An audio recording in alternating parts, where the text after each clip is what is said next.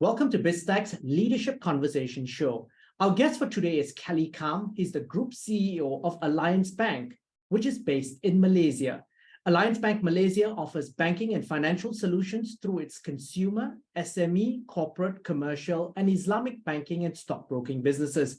To tell us more about Alliance Bank, Kellee, welcome to the show. Hi, good morning, Brian, and thank you for having me on the show. Now, Kellee, you joined Alliance Bank as Chief Executive Officer on the 1st of September 2022. So you're about 7 months into the job now. What were the key differences found in Alliance Bank compared to RHB, where you were at the helm for 4 years? It's obviously, right off the bat, it's a very different size organization, right? I mean, RHB is an organization that's multiple times the size of Alliance Bank. And to me, that's one of the key reasons I thought that it presented a different proposition for myself to come back into the banking sector after some time away. And then it does provide different challenges, different opportunities, different things that would make life a little bit more interesting. I guess when we take a look at the different propositions needed to compete in the space. So apart from that, I mean, clearly the focus that we can get, given our size, being closer to the community, being a more focused bank, helps me. I guess brings me closer to our customers. It's an odd thing to say, but that's what I feel here. And Kellee, one of the things you also messaged across the media was the fact that, and obviously internally, was the fact that you were adopting a more challenger bank mindset as opposed to a bank for the masses. Tell us how that impacted then your strategy around your Accelerate 2027, the strategy that basically you and your team outlined to guide the bank's growth for the next 4 years. So I know, as you mentioned, I came in September 22 with a fresh perspective, right? So the goal for me was to take a look at the franchise, take a look at what was happening in the external environment, look for opportunities. And I've always said that banking is science and art, but the art only starts once you've exhausted the science, right? and for me, the science part of it is look at the data, follow the data, and when we take a look at the data available in demographics and economic growth drivers, in the banking sector growth drivers, what was happening in the industry competitive wise, and then mapped it out against our own organization, our own customer bases and segments. And we came to the realization that look, we've done very well over the last 5 years in terms of pursuing the business owner strategy. And clearly one of the reasons why we've gone the business owner strategy is entrepreneurs, lovely people to work with. They form the backbone of our economy, and that helped us grow our market shares, as you know, in the SME segment from 3 and a bit percent to 5% over the last 4 years. But when we took a look then at the data and then looked at refreshing our strategy, we didn't want to lose sight of the successes we had in the SME business segment, but felt that we could do more in different pockets of opportunities, right? And that's the genesis of Accelerate 2027 is then building out those opportunities based on the information that we've had. And you talked about 8 pillars that form the key growth strategies within this Accelerate 2027. Could you unpack the key areas in these 8 pillars? Yeah, so the first pillar, Brian, is I didn't want to lose track of the fact that that the SME segment built our organization over the last 5 years. We've had tremendous support from the community. We continue to want to have the community understand we're there to support them in their growth. So pillar 1, it's not to forget what built us up to this stage. Pillar 1 is about continue to build up the momentum we found in the SME segment. So we continue to deliver the idea of increasing the level of service we have in the SME segment, increasing the headcount and coverage, but also providing additional tools to continue to make business with us easier. So even within the SME segment, we've just recently rolled out over the last 18 months eKYC for the business segment, Biztrade, all mobile on the business segment, one of the earliest adopters of mobile trade as well as digital SME, which we've recently won awards for by Asian Banker and Retail Banker. Pillar two, it's journeys. I love journeys, right? And when we think about the journey of an entrepreneur from the time he first walks out to try to start something when he was a smaller business, or SME folks will help him grow, give him his first loan, take him through to a larger SME, to a commercial company, provide him the tools and services he needs to grow. So pillar two is all about following that journey and building the internal customer journey mindset within our own organization, right? Pillar three, revolves around the retail business, right? So I think that, if you take a look at our numbers, the retail business have lost a little bit of focus over the last 5 years as we pursued yes, because you were losing market share. Yeah. So, as I said, as we followed the data, we were doing well in SME, but as a bank, we were losing market share consecutively for the last 4 or 5 years. And, when we drill down the opportunities and projected forward, I mean, look, you can't keep doing that. And again, we believe that there was a fair amount of opportunity within the consumer space. So part of it is about building out.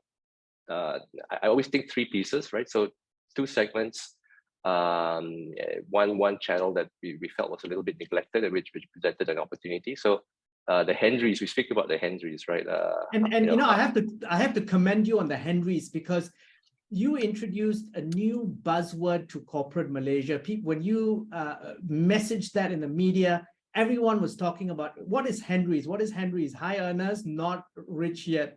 Unpack that for us then, and the strategy around it. Yeah, chatting with the team, and we took a look at the different segments. Yeah, and I think being an entrepreneur yourself, you kind of know the mindset, right? Look for pain points. Look for how we can make life easier. Don't look for the dollar you need to chase, but look at solving real problems and value. And if you deliver real value, people will use you. And the outcome is you then do better as a bank, right? Or as an institution. So when we mapped out the different pain points, we realized that, look, in the financial sector, Henrys tend to be, high earners, not rich yet, find it actually quite difficult to get, for instance, on the asset side loans. But on the other flip side, on the service, they are generally more digitally inclined.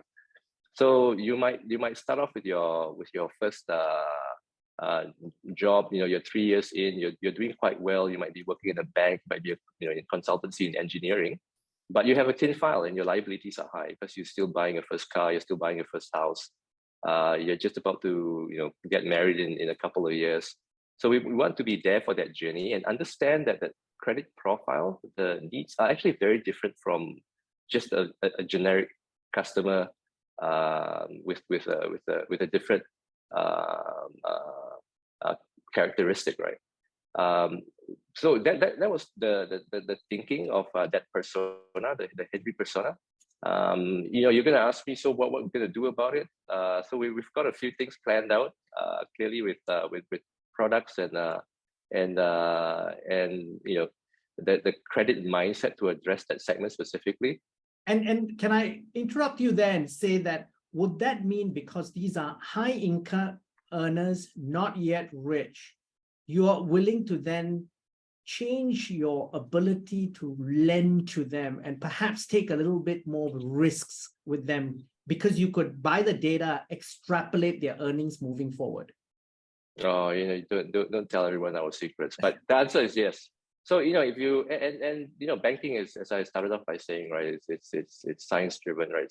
It's quantitative driven, and if you can drill down and look for the right data and model that data, the ability to price for risk, to understand loss rates, allows us to be a little bit more creative with how we approach that segment. So that's the thinking behind the Henrys.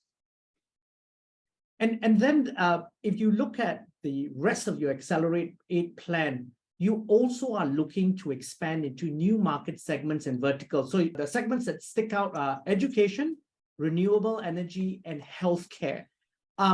What are you planning to do in these space? Yeah, so the mindset of Pillar 4, I think you're referring to on ecosystems, is to not look at your customer base as a bank, right? But look at it from their perspective. look at started off by saying, to build value for ourselves, we need to be able to create value for others, right? I think that's kind of the mindset that we go with. And how often, Brian, do you see institutions not fully understanding the industry that they are trying to provide service to, right? And that's where we take a step back and say, look, for us to deliver true value, we've got to understand the entire ecosystem and the value chain within particular ecosystems. Now, to be fair, you can't do it across the board, right? It just take up too much effort and resources. So we then focused on 3 areas that we believe are high opportunity, good growth drivers, and really for the next 5 years represent the way forward for Malaysia as a whole, right? We're talking about education. We believe that's important in delivering the workforce of the future, so on and so forth. And clearly ESG, renewable energy, is something that's incredibly important. And they represent, if you then break it down to the actual data of growth, also represent pretty resilient economies. So the idea here is understand the ecosystem, understand the entire journey from the top of the chain down to its customer level, so that we're able to provide them the relevant products and services to support them. So when our customers come in, when we have a chat with them, we actually understand what they're speaking to us about. But that's kind of the idea around that, Brian. Okay, then how is that going to translate into dollars and cents?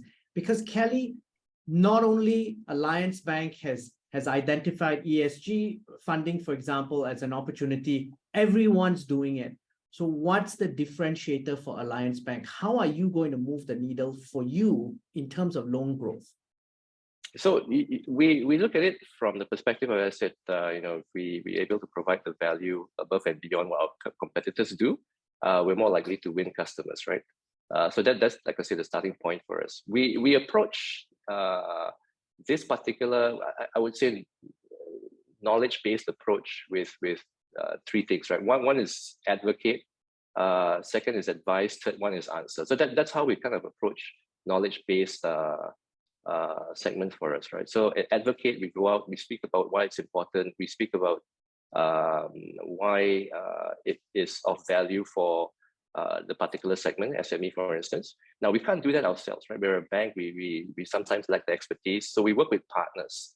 So, we work with SME Corp, we work with UNGC, so the UN Global Compact is our exclusive partner for, ESG tools to help support our SME customers, to help them understand what ESG means for them.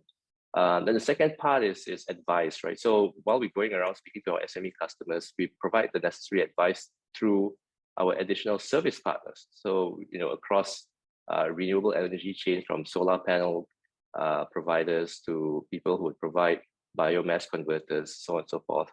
And once we create that linkage, working with our partners, the third piece is where we come in. We provide the answers as well.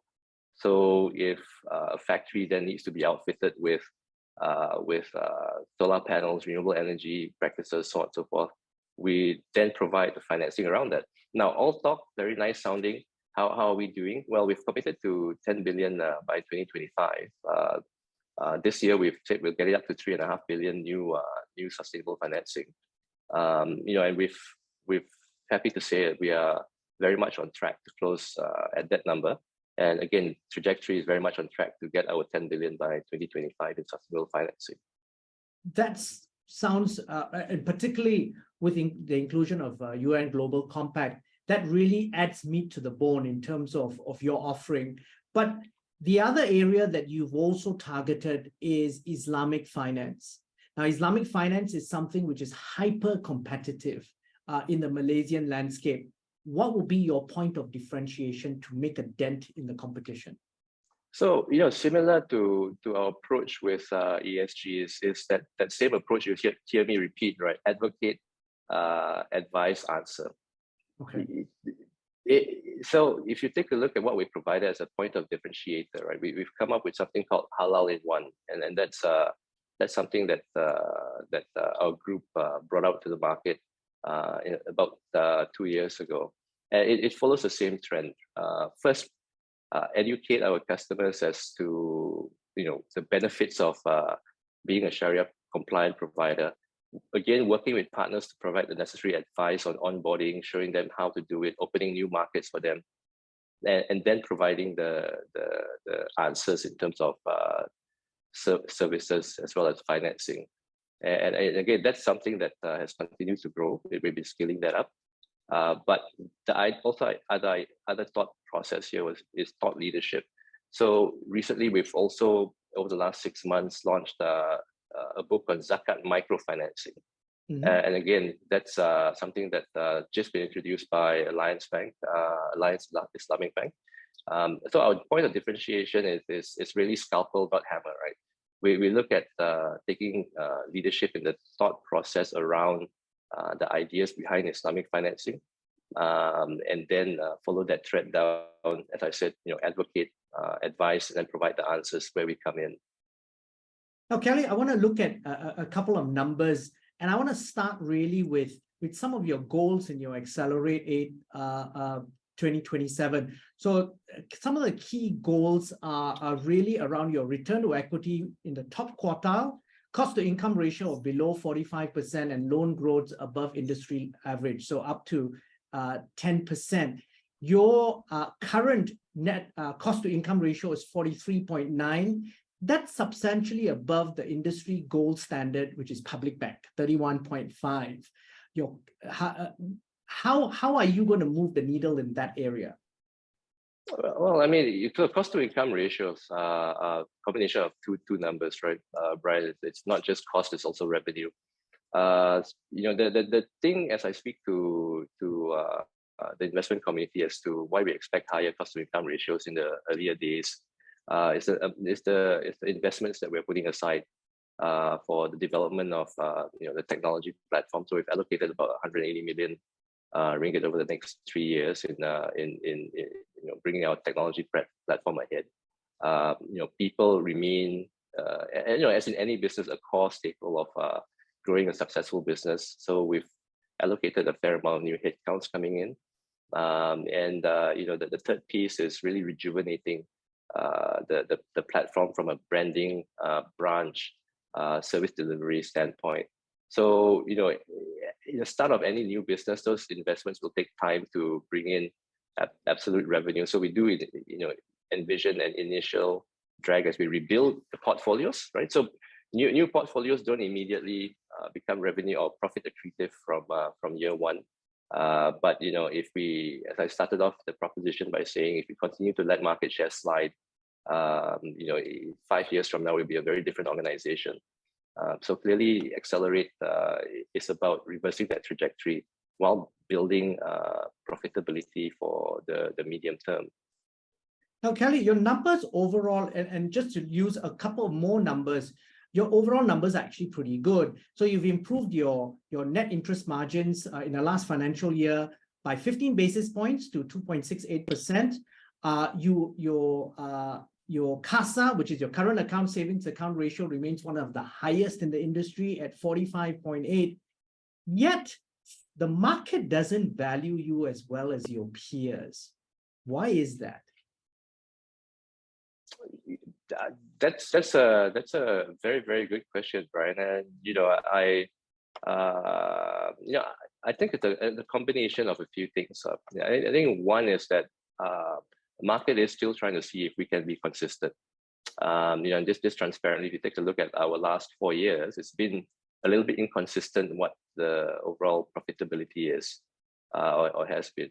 Number two, I think they see the same deterioration in market share that we just spoke about. But the third piece is we just need to engage the investment community, I think, a lot more. And to show them what the plans are going forward so that they can keep us honest, I always say. And hopefully as we start, delivering, we start scoring goals, they will give us the benefit of their confidence in our platform that, we will continue to maintain our growth trajectory and valuations will come back in. Now, Kellee, somebody with an eye for value is obviously Lee Tiam Wah, the founder of the retail chain 99 Speedmart. He's emerged as a substantial shareholder. He has just over 5% stake in Alliance Bank. So he is a person with a good eye for value. What's the backstory on this And is there a bigger picture around his acquisition of shareholding in Alliance Bank? Brian, nothing that I'm aware of. Greatest respect for Mr. Lee. I mean, clearly he's a name in the Malaysian market as someone who's really started off with humble beginnings and built up 99 Speed Mart to becoming one of the leading chains in Malaysia. So as you started off by saying, a man with a great eye for value. So maybe he's seeing things, as you said. I mean, there is a fair amount of value that's underappreciated. Our ROEs are pretty decent. Our net interest margins are good. We've got a good growth story. We've got a defined dividend policy that we've stayed true to 50% of our earnings every year. So no, I really do think it's from a perspective of a person who's seen good value underappreciated. Now, Kellee, one of the key things as the smallest retail bank in Malaysia with a 79 branch network spread across Malaysia, I see potential access to his 2,000 outlets as potential points of sale of customer interaction. Have any of those interactions or discussions taken place post-acquisition of his stake? Wow. Okay, you're going straight to the chase. So Pillar 8, right? So if you take a look at Pillar 8, just to give you a sense of our approach to things, being a smaller bank also obviously yields different advantages, right? And part of the advantages is we are a lot more open to develop partnerships that will benefit our institution as well as our customers, whether it's expanding channels or providing new services or providing new products. So I would say in a very roundabout way, we're open to speaking about partnerships.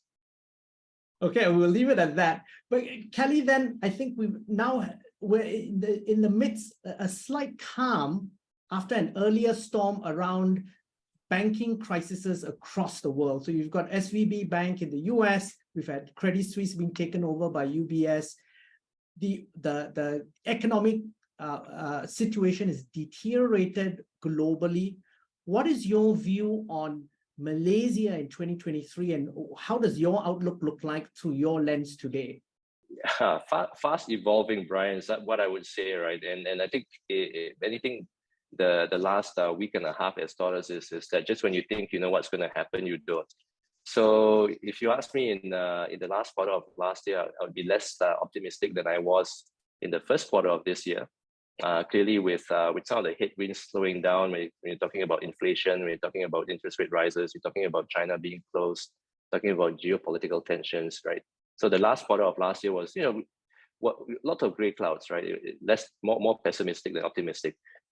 Fast forward into the first quarter of this year, the Fed signals that it's going to slow down the rate of rise. And to be fair, it went from 0.25 to 0.75 in 12 months. So clearly that trajectory was pretty alarming. Clearly that slowed down significantly. China spoke about reopening, or rather has reopened a lot earlier than we thought would be. Cost of doing business is slowly coming down. It's still high, mind you, but the rate of growth has slowed down, right? So that uses costs to be a little bit more optimistic. Then clearly SVB happened, Credit Suisse happened.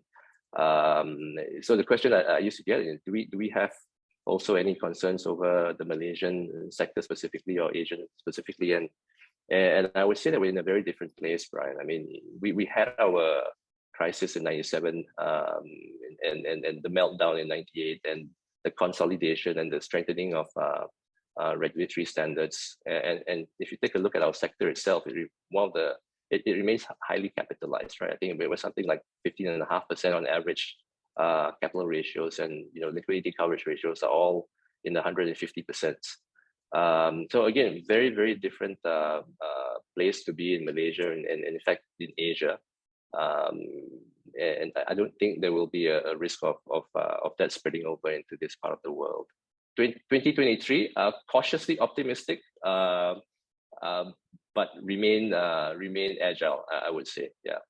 Cautiously optimistic and remain agile. On that note, Kellee, thank you very much for taking your time to be on the show. It's been a pleasure. Thanks, Brian, for the interview.